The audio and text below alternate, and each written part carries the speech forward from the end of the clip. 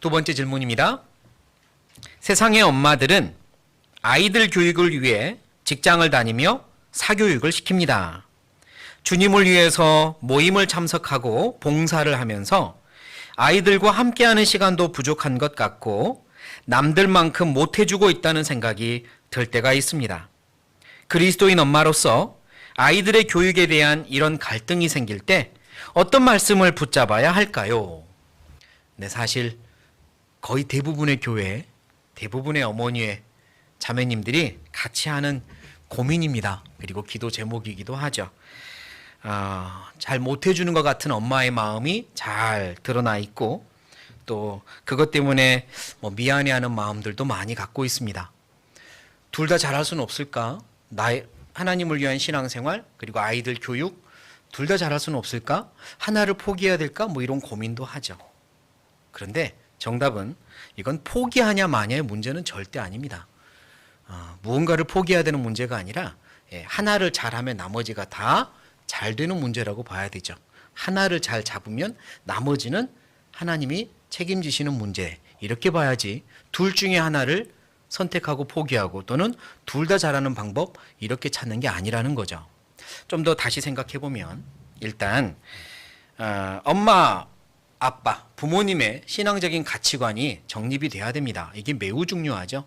부모님의 신앙이 아이들에게 전달되는 거니까 부모님의 신앙 가치관이 정확하게 세워져 있어야 됩니다.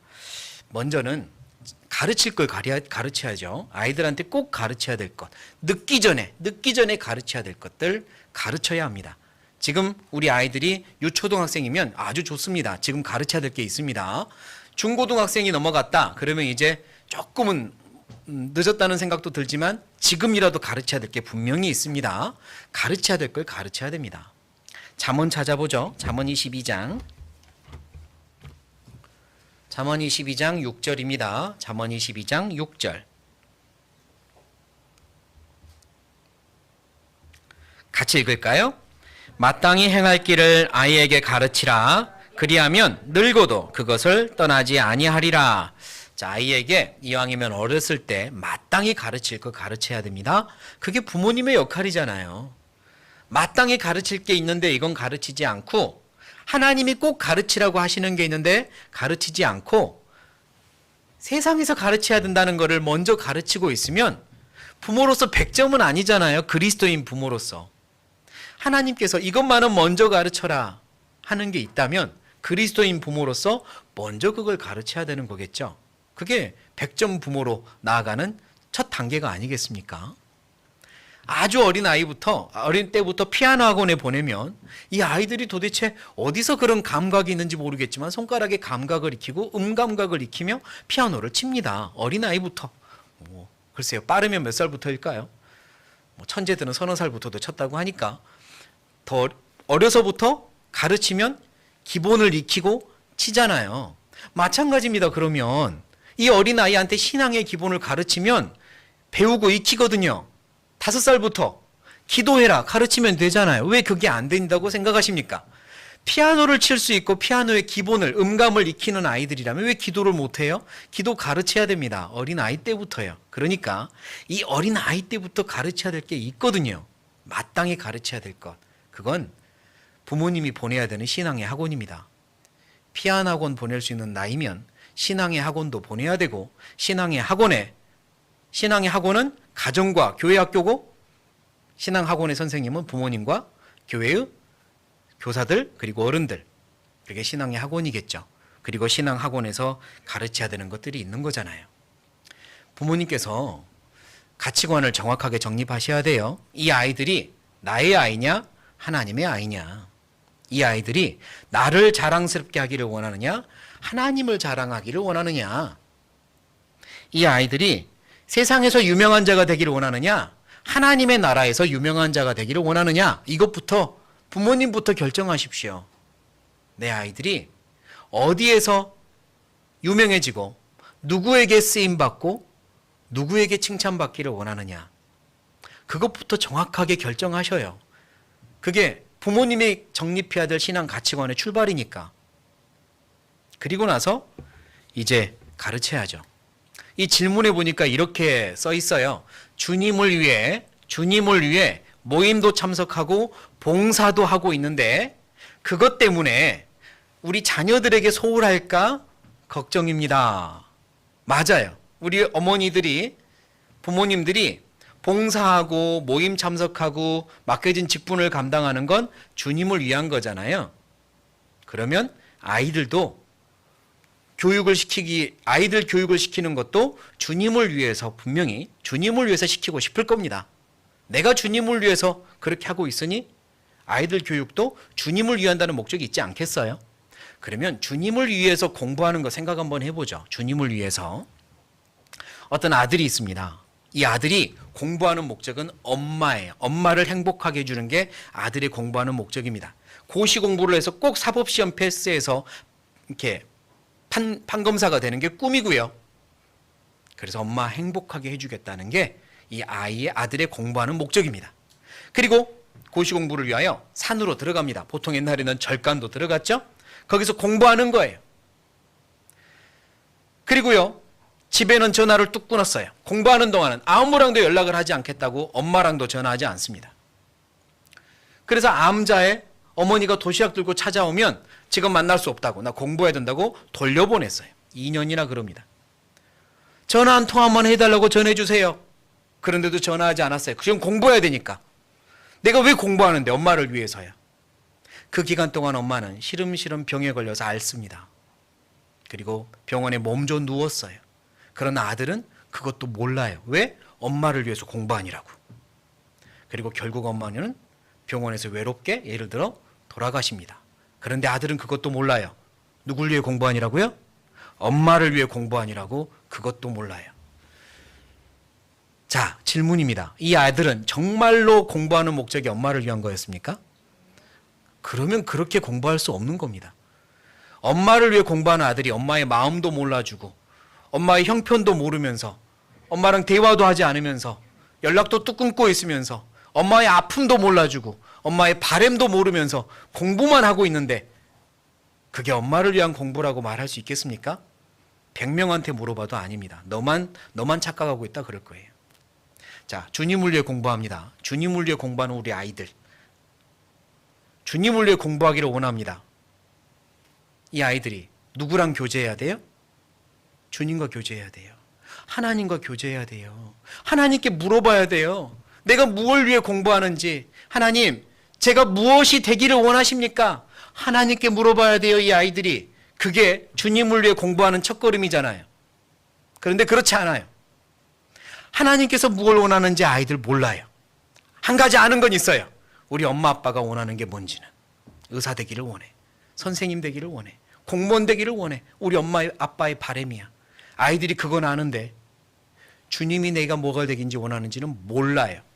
누구를 위해 공부하는 거예요? 엄마 아빠를 위해. 정말로 주님을 위해 공부하기 원하십니까? 우리 아이들이 정말로 주님을 위해 공부하기 원하시냐고요. 정말로 주님께 쓰임받기를 원하시냐고요. 이 세상에서 유명해져서 나의 자랑거리가 되는 게 아니라 하나님의 자랑거리가 되고 저 하나님의 나라에서 정말로 칭찬받는 아이가 되기를 원하시냐고요. 그렇다면 하나님과 교제하게 만드세요. 하나님의 뜻이 무엇인지 물어보게 만드세요. 기도해봐. 하나님께서 알려주실 거야. 네가 뭐가 되기 원하는지 하나님이 계획을 갖고 있어. 하나님께 여쭤봐. 이래야 되는 겁니다. 물론 엄마나 아빠는 네가 이렇게 되면 좋겠다는 생각은 해. 하지만 하나님의 계획이 먼저야. 이러셔야죠. 그게 그리스도인 부모다운 가치관 아닙니까? 하나님이 먼저야. 하나님께 물어봐 이러셔야 됩니다. 그러므로 가르쳐야 될 거는 공부는 하나님과 함께하는 신앙생활이라는 걸 가르치십시오. 공부는 신앙생활입니다. 누구와 함께하는? 하나님과 함께하는 신앙생활이에요. 직장생활을 잘하는 사람은 신앙생활을 잘하는 겁니다. 신앙생활을 잘해야 직장생활 잘하는 겁니다. 가정주부로서 잘하려면 신앙생활 잘해야 됩니다. 하나님과 함께하는 신앙생활입니다. 주부로서의 역할은. 엄마로서의 역할도 마찬가지입니다. 하나님과 함께하는 신앙생활이에요. 그러므로 우리 아이들이 학생으로서 공부가 됐든 뭐가 됐든 잘하기를 원한다면 하나님과 함께하는 신앙생활이란다. 알려주십시오. 공부도 하나님과 함께하는 신앙생활이란다. 하나님과 함께해라. 이렇게요. 하나님이 도와주셔야 공부도 잘할 수 있는 거야. 혹시 하나님이 너한테 다른 계획이 있는지도 몰라. 꼭 기도해라. 그리고 네가 무엇이 되기를 원하시는지 기도하면서 찾아. 그러면 우리도 응원해 줄게. 이러십시오. 꿈은요, 매일매일 바뀔 수도 있습니다. 핀잔하지 마세요. 야, 하나님이 너한테 매일매일 계획이 바뀌시더냐? 이러지 마세요. 그것도 하나님 뜻일 수 있습니다. 꿈을 많이 가져봐야 그 중에 한 가지를 딱 찾아낼 수 있어요. 아무 꿈도 없으면요, 오히려 노력도 하지 않습니다. 많은 것을 생각하는 것도 괜찮아요. 그게 하나님의 지금은 알려주신 거야? 응원하십시오. 단 아무리 생각해도 이건 아닌 것 같은 꿈을 꿀 때가 있어요. 게이머가 되겠다, 유튜버가 되겠다, 아이돌이 되겠다, 뭐 등등. 부모님의 생각할 때요, 이건 아닌 것 같은데 싶을 때 있잖아요. 그럴 때는 그게 하나님의 뜻인지 엄마 아빠는 확신이 없네. 네가 목사님과 상담하고 하나님의 뜻이라고 확신을 얻고 와. 그러면 응원해 줄게. 이러십시오. 하나님의 계획이라면 응원해 줘야지. 그러나 정말 너의 장래에 관한 일인데 확신을 가지고 하자. 너도 그게 필요하잖아. 무턱대고 하지 말고 가서 상담하고 이게 하나님의 뜻인지 확신을 가지고 와. 그러면 응원해 줄게. 이렇게 넘기세요. 그러나 너도 하나님의 뜻인지 확실하지 않으면 어떻게 우리가 응원해 줘? 그건 어렵지. 아직 계획이 뭔지 하나님의 뜻이 뭔지 모르겠어?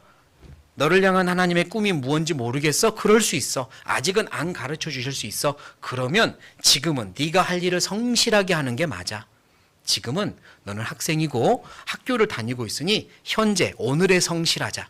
그러면 하나님이 분명히 네가 무엇이 돼야 될지 알려주실 거야. 지금은 네가 성실한 거를 보고 싶은가 봐.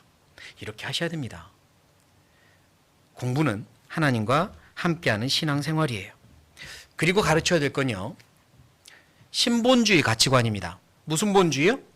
신본주의요. 지금은 인본주의, 인문학이 성행하고 있습니다. TV 프로그램을 틀면 인문학 강의가 엄청 많아요. 유명하다는, 재밌다는 강의들 다 인문학 강의입니다. 사람 중심, 사람이 중요하다, 내 선택이 중요하다, 사람과의 관계가 중요하다. 인문학 강의가 엄청 많죠. 좋은 내용도 많아요. 어차피 우리도 사람이고 세상을 살아야 되니 교훈받을 것 참 많습니다. 하지만 거기에 빠져 있는 게 있죠. 신이에요. 신이 다 빠져 있습니다. 창조주가 빠져 있어요. 그게 100% 정확하진 않습니다. 하나님 안에서 사람이 중요한 겁니다. 하나님 안에서. 그게 신본주의입니다. 우리 아이들에겐 신본주의 가치관을 세워줘야 됩니다. 잠언 찾겠습니다. 잠언 3장 3절부터 잠언은 누가 쓴 성경입니까? 1장 1절에 솔로몬의 잠언이라 솔로몬이 썼고요. 누구한테 썼냐면 내 아들아, 솔로몬이 아들들한테 썼는데 솔로몬의 큰 아들은 르호보암, 솔로몬의 뒤를 이어 왕이 된 르호보암. 아마 르호보암에게 제일 많이 이 잠언의 내용을 알려줬겠죠. 제가 이 말을 하는 이유는 이따가 또 드릴 말이 있기 때문입니다. 자, 솔로몬이 하는 말이죠. 하나님이 하시는 말씀이기도 하지만 3장 3절부터입니다. 제가 읽겠습니다. 인자와 진리로 네게서 떠나지 않게 하고 그것을 네 목에 매며 네 마음판에 새기라. 그리하면 네가 하나님과 사람 앞에서 은총과 귀중히 여김을 받으리라. 너는 마음을 다하여 여호와를 의뢰하고 네 명철을 의지하지 말라. 너는 범사에 그를 인정하라. 그리하면 네 길을 지도하시리라. 스스로 지혜롭게 여기지 말지어다. 여호와를 경외하며 악을 떠날지어다. 네, 범사에 그를 인정하라. 그 말씀으로 또 읽어봤던 말씀이네요. 솔로몬이요, 강조했던 이 말이 신본주의 가치관의 아주 요약된 말씀이라고 믿습니다. 오직 하나님만 인정해라. 범사의 그를 인정해라. 너의 지혜를 인정하지 말아라. 하나님을 인정해라. 그리하면 사람과 하나님께 은총과 귀중히 여김을 받을 거다. 예, 세상에서 귀해지는 방법도 여기 있어요. 하나님께 귀하게 쓰임 받으면 세상에서도 귀해집니다. 은총과 귀중히 여김을 받을 거다. 이게 신분주의 가치관의 주요 내용이거든요. 자, 이걸 가르쳐야 되는데 하나님은 너를 만드셨단다. 이게 제일 첫 번째 가르쳐야 될 신본주의 가치관이죠. 하나님이 너의 길을 계획하신단다. 하나님이 너의 모든 문제는 해결하신단다. 하나님이 너를 통해 일을 하기 원하신단다. 하나님이 너가 깨끗하기를 원하신단다. 하나님은 너를 중요하게 여기신단다. 이게 아이들한테 알려줘야 될 아주 중요한 내용이에요. 하나님이 너를 창조했고 네 길을 계획하고 있고 너를 사용하고 할 거고 네가 깨끗하기를 원하시고 너를 소중하게 여기시며 너의 모든 문제는 하나님이 답을 갖고 계신단다. 이건 계속 알려줘야 됩니다. 이해하든 이해하지 못하든. 그리고 하나님에게 쓰임받기 위해서 이 네 가지는 꼭 어렸을 때부터 알려주셔야 되는데요. 한번 따라 하시겠습니다. 기도, 겸손, 절제, 그리고 또 따라합니다. 양보와 배려. 이 네 가지는 어려서부터 알려주세요. 기도해라, 겸손해라, 하나님 앞에 겸손해라, 절제해라, 그리고 양보하고 배려해라. 우리 아이들이 참 특출난 아이들 많죠.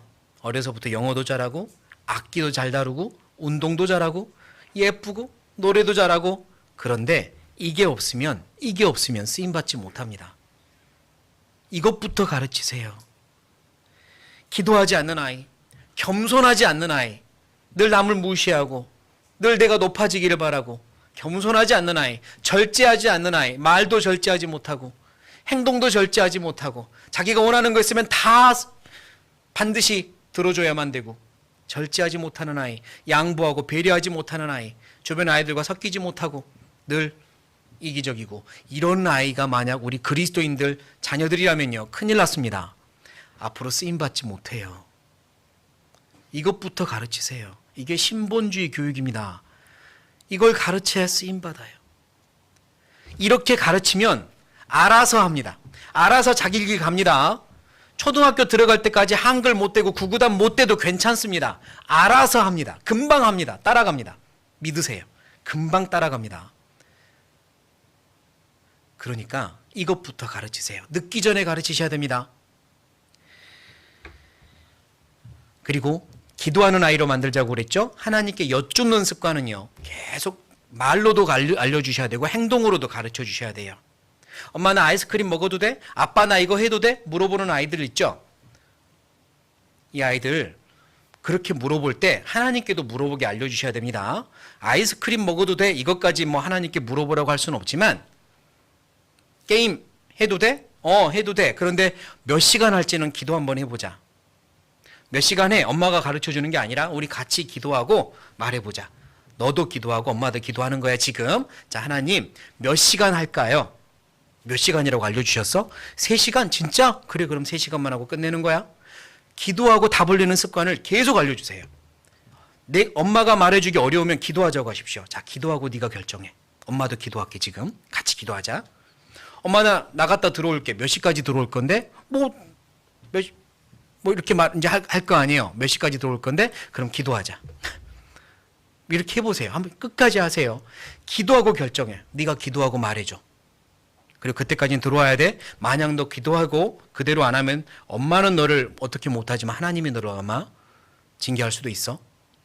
하나님 무서운 거 알려주세요. 아이들한테 기도하고 결정하게 하세요. 아까 잠언 솔로몬이 썼잖아요. 르호보암에게 많이 알려줬죠. 범사의 그를 인정하라. 너의 지혜를 믿지 말고 하나님을 인정하라. 계속 말했잖아요. 솔로몬이 죽고 르호보암이 왕이 되었을 때 어떻게 했습니까? 어떻게 했냐?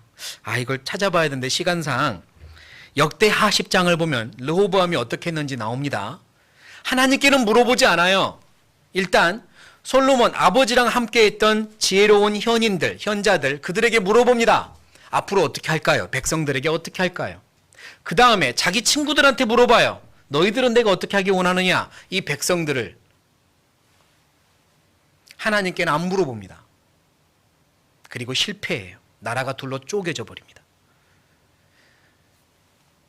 솔로몬 왕 아버지랑 함께 했던 현인들, 그들의 말을 안 들어서가 아니에요. 진짜 이유는 하나님께 물어보지 않아서입니다. 하나님께 물어보는 습관이 없어요. 르호보암이 너무 이상합니다.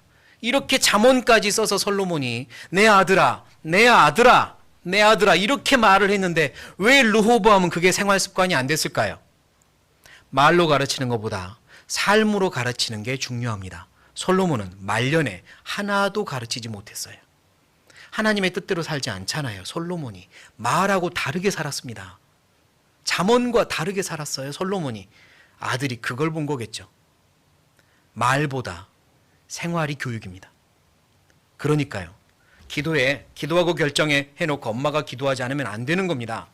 같이 기도하셔야죠. 엄마는 기도할 거야. 네가 기도 안 해도 엄마는 할 거야. 하셔야 돼요. 머리맡 기도 애들이 싫다고 해서 안 하면 안 됩니다. 그럼 내가 문 밖에서라도 할 거야. 너를 위해. 문 밖에서라도 할 거야. 그리고 하셔요. 보여줘야 됩니다. 엄마가 기도하는 걸 보여줘야 돼요. 그래야 아이들이 기도할 줄 알게 됩니다. 기도하게 하십시오. 하나님께 물어보게 만드세요. 신앙생활은, 아니 공부는 하나님과 함께하는 신앙생활입니다. 그리고 엄마가 하나님을 위해 살고 아이는 하나님이 책임지도록 그렇게 해주십시오. 엄마가 아이를 붙잡고 안 놓으면 하나님이 아이를 붙잡을 틈이 없잖아요. 엄마는 하나님을 위해 사는 겁니다. 아이는 하나님께 맡기는 거예요. 하나님이 내 아이를 맡아주십시오. 그렇게. 하나님이 계획을 갖고 있습니다. 엄마가 가지고 있는 그 어떤 계획보다 더 엄청난 계획을 하나님이 가지고 계세요. 그러니까 하나님 제가 어떻게 가르칠까요? 물어보시면서 하나님이 제 아이를 책임져 주세요. 이러시는 게 맞습니다. 때로는요. 아이들 학원을 보내고 싶은데 상황이 형편이 안 되는 수도 있잖아요. 슬프죠. 힘들죠. 글쎄 이런 마음을 갖기가 쉽지 않을 수도 있지만 미안해하지 마십시오. 미안해하지 마십시오. 하나님이 계획이 있어서 그렇게 하신 건데 하나님은 미안해하지 않으시는데 왜 부모님이 미안해합니까? 미안해하지 마세요. 하나님이요 분명히 계획이 있습니다. 왜 그런 일을 주셨는지, 왜 그런 상황을 주셨는지 하나님의 계획이 있어요. 그러니까 엄마도요, 아빠도 미안한 마음보다는 설명을 하세요. 하나님께서 이런 상황을 주셨으니까 우리 어떻게 하면 좋겠는지 같이 생각해 보자. 그게 신앙이잖아요. 다윗을 생각해 보세요. 다윗. 글쎄 친구들이 뭐 학원을 다니고 학교를 다녔을지도 모르죠. 그러나 다윗은 어디 갔어요? 들로 나갑니다. 양치러 갔어요. 고등교육 시켰을까요? 그런데 다윗은요. 그곳에서 최고의 선생님 하나님을 만납니다. 양을 치면서 묵상했고 최고의 선생님 하나님을 만나고 최고의 학문인 하나님 말씀에 익숙해졌어요. 묵상하면서. 그 상황에서 다윗은 최고의 학문을 배우잖아요. 남들은 악기 학원 다니면서 악기 다룰지도 모르죠. 다윗은요. 그 형편이 안 되니까 나뭇가지를 꺾어서 나뭇가지로 만들 수 있는 가장 쉬운 악기가 비파거든요. 활 모양으로 이렇게 만든 다음에 줄로 묶으면 돼요. 이게 비파입니다. 띵띵띵 치는 거예요. 비파. 그러니까 제일 쉬운 악기가 비파였습니다. 다윗은 거기서 비파 만들어서 혼자 찬양하면서 최고의 음악인 찬양에 익숙한 사람이 됩니다. 남들 태권도 학원 보낼 때 다윗은 학원 안 갔잖아요. 그런데 양 지킨다고 혼자 물맷돌로 연습합니다. 저기다가 깡통 놓고 물맷돌로 맞추는 연습했을 거 아니에요.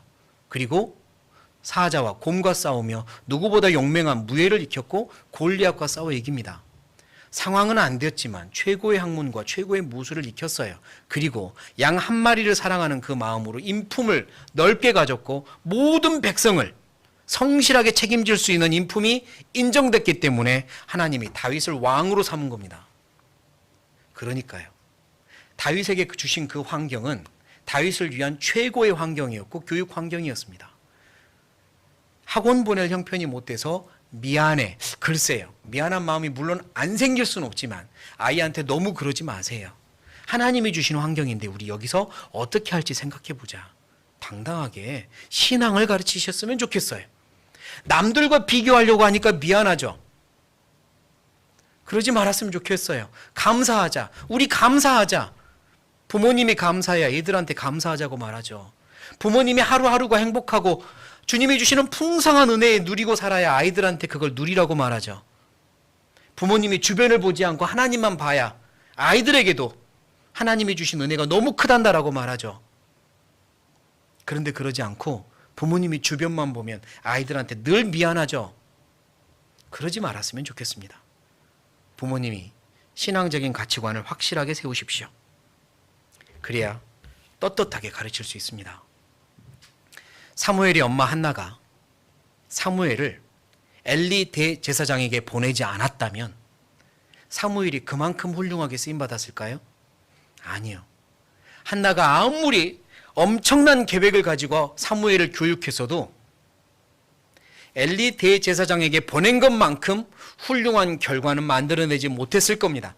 하나님이 교육한 것만큼. 그러니까 하나님께 보내세요. 신앙훈련, 신앙학교에 보내세요. 먼저 하나님을 알게 하세요. 그게 우선입니다. 그러면 이 아이 하나님이 사용하십니다. 어느 세상에서 유명한 자로 만들 겁니까? 아프리카 선교사로 유명했던 리빙스턴. 그는요, 굉장히 열정적으로 복음을 전했습니다. 어느 날 편지가 왔어요. 아주 유명한 대학교에서 교수님으로 초빙하겠다고. 이제 아프리카 그 힘든 곳에서 더 이상 그렇게 잊지 마시고 당신같이 훌륭한 자가 교수님으로 와서 이곳에서 유명한 교수님이 될 수 있습니다. 이렇게 말한 거죠. 그때 리빙스턴이 이렇게 말했습니다. 유명한 사람이요. 어느 세상에서 유명한 사람을 말합니까? 어느 세상에서요? 이 세상에서 말입니까? 하나님의 세상에서 말입니까? 리빙스턴은 계속해서 거기 남기로 결정합니다. 이 세상에서 유명한 사람이 아니라 하나님의 세상에서 유명한 사람이 되기로 결정한 거죠. 부모님도 결정하셔야 됩니다. 내 아이를 어디에서 유명한 사람으로 키우고 싶으냐? 이 세상에서냐? 하나님의 나라에서냐? 그러려면 가치관을 정확하게 가지십시오. 그랬으면 좋겠습니다.